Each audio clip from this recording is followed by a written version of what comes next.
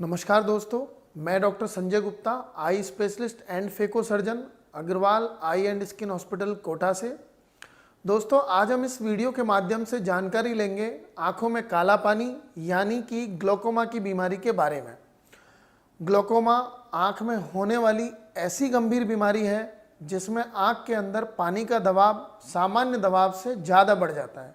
सामान्यतः ये दबाव होता है 10 मिलीमीटर से 20 मिलीमीटर मरकरी, लेकिन अगर ये दबाव 20 मिलीमीटर से ज़्यादा हो जाए तो उसकी वजह से आँख के पीछे के भाग में स्थित ऑप्टिक नर्व, एक ऐसी नस जो देखने में बहुत मददगार होती है, जिसे हम दृष्टि तंत्रिका भी बोलते हैं, उसकी कोशिकाओं को डैमेज होने लगता है, जिसके परिणाम स्वरूप रोगी की रोशनी धीरे धीरे कम होने लगती है।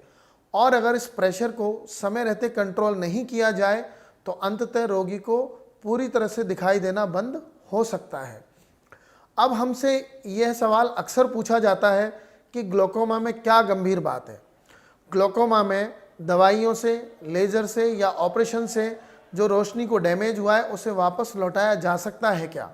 तो यहाँ मैं आपको बताना चाहूँगा कि काला पानी या ग्लोकोमा में रोशनी को होने वाला नुकसान स्थायी नुकसान है, इरिवर्सिबल डैमेज है। किसी भी दवाई के द्वारा, किसी भी ऑपरेशन के द्वारा उस नुकसान की भरपाई नहीं हो सकती है। इस बीमारी में इलाज का मुख्य उद्देश्य जो बची हुई रोशनी है उसे लंबे समय तक बचाए रखना है और प्रेशर को कंट्रोल करना है। एक और बात इस बीमारी में गंभीर ये है कि इस बीमारी की शुरुआती अवस्था में कोई लक्षण या सिम्टम नहीं होते हैं और अधिकांश रोगियों को पता भी नहीं चलता है कि वो काले पानी के मरीज हैं। जब तक उन्हें इस बीमारी का डायग्नोसिस होता है या डॉक्टर उन्हें इस बीमारी के बारे में बताता है, तब तक रोशनी की काफ़ी मात्रा समाप्त हो चुकी होती है। इसलिए इस बीमारी को साइलेंट थीफ ऑफ विजन या दृष्टि का छुपा हुआ चोर भी कहते हैं। अब ऐसे कौन से मरीज हैं, ऐसे कैसे रिस्क फैक्टर्स हैं जिनमें ये बीमारी ज़्यादा हो सकती है, वो मैं आपको बताता हूँ। पहला रिस्क फैक्टर है उम्र। दोस्तों, उम्र 40 साल से ज़्यादा होने पर काले पानी होने की संभावना बढ़ जाती है। दूसरा रिस्क फैक्टर है फैमिली हिस्ट्री। जिन लोगों के माता पिता, चाचा, मौसी, मामा या ब्लड रिलेटिव्स में काले पानी की बीमारी है, उनमें यह बीमारी होने की संभावना सामान्य से अधिक है। इसके अतिरिक्त स्टेरॉयड दवाइयों का अत्यधिक सेवन या फिर चोट लगने की वजह से, ऑपरेशन की वजह से भी काला पानी हो सकता है। मधुमेह यानी कि डायबिटीज़ भी एक रिस्क फैक्टर है और कभी कभी छोटे बच्चों में जन्मजात काले पानी की समस्या भी होती है।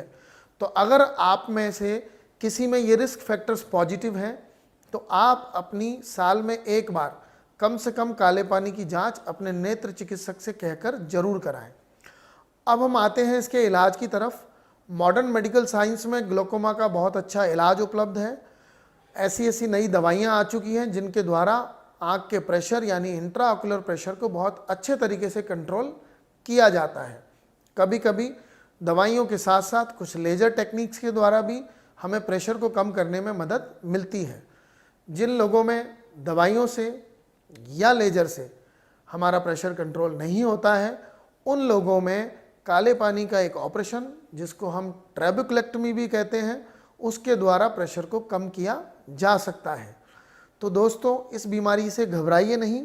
इसमें जो मूल मंत्र है वो है इस बीमारी का जल्दी से जल्दी डायग्नोसिस होना, जल्दी से जल्दी इस बीमारी के बारे में पता चलना, जिससे कि अपन भविष्य के लिए अपने इंट्राऑक्यूलर प्रेशर को कंट्रोल कर पाए।